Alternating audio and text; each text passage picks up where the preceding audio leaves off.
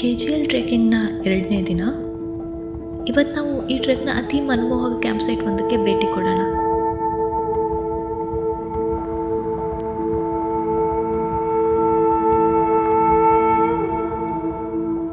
ಇವತ್ತು ಆಕಾಶ full clear ಇತ್ತು ಆ್ಯಂಡ್ ಬಿಸಿಲು ಜಾಸ್ತಿ ಇತ್ತು, ಆಲ್ಮೋಸ್ಟ್ ಕ್ಲೋಸ್ ಟು 35 ಡಿಗ್ರಿ.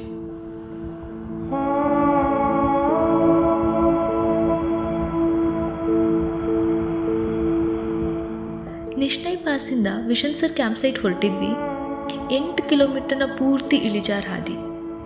ಈ ಪೂರ್ತಿ ಜರ್ನಿ ಹಸಿರು ತೋರಣ ಥರ ಇತ್ತು.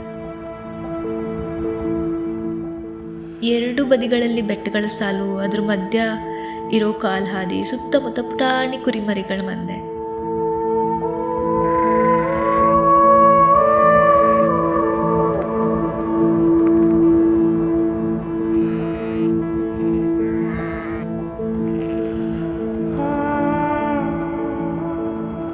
ಈಗ ಸಂಜೆ 5 ಗಂಟೆ ಆಗಿದ್ರು ಸನ್ಸೆಟ್ ಆಗೋಕ್ಕಿನ್ನ ತುಂಬಾ ಟೈಮ್ ಇದೆ.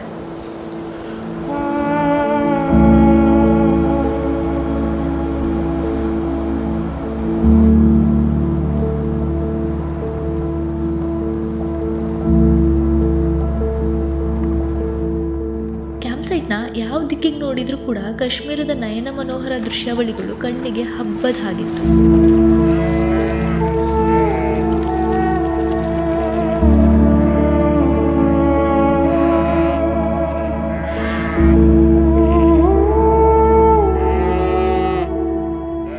ಕಿಲೋಮೀಟರ್ ಟ್ರೆಕ್ ಮಾಡಿ ಆದಂಥ ಸುಸ್ತೆಲ್ಲ ಒಂದೇ ಏಟಿಗೆ ಮಾಯ ಆಗೋಯ್ತು.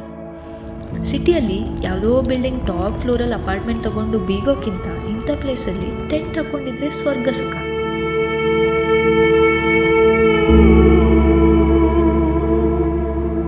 ಇಷ್ಟೊಳ್ಳೆ ಜಾಗಕ್ಕೆ ಬಂದಿದ್ದೀವಿ, ಒಂದಿಷ್ಟು ರಿಲ್ಯಾಕ್ಸ್ ಮಾಡೋಣ ಅಂತ ಯೋಚಿಸ್ತಾ ಇದ್ವಿ. ಅಲ್ಲಿ ನೋಡಿದ್ರೆ ಸ್ವಲ್ಪ ದೂರದಲ್ಲಿ ಒಂದಷ್ಟು ಜನ ಲೋಕಲೈಟ್ಸ್ ಕ್ರಿಕೆಟ್ ಆಡ್ತಾ ಇದ್ರು.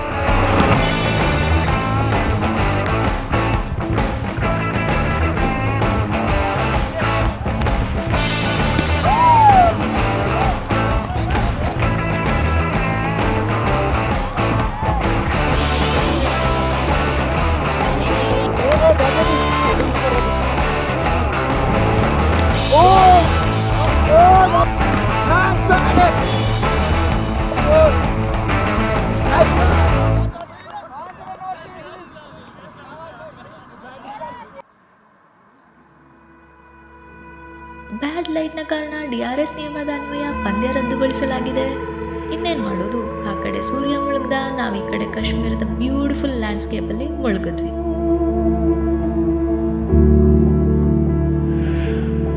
ಸನ್ಸೆಟ್ ಆಗುವಾಗ ಸುತ್ತಮುತ್ತಲಿನ ಒಂದೊಂದು ಬೆಟ್ಟನೂ ಒಂದೊಂದು ಬಣ್ಣದಲ್ಲಿ ಮುಳುಗಿ ಹೇಳ್ತಾ ಇತ್ತು.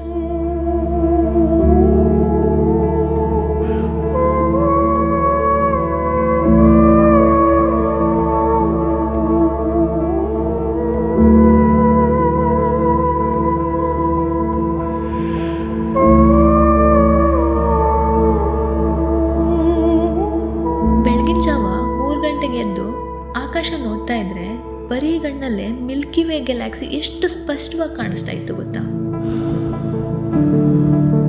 ಬಹುಶಃ KGL ಟ್ರೆಕ್ನ ಮೋಸ್ಟ್ ವಂಡರ್ಫುಲ್ ಸೈಟ್ ಇದೆ ಅನ್ಸುತ್ತೆ.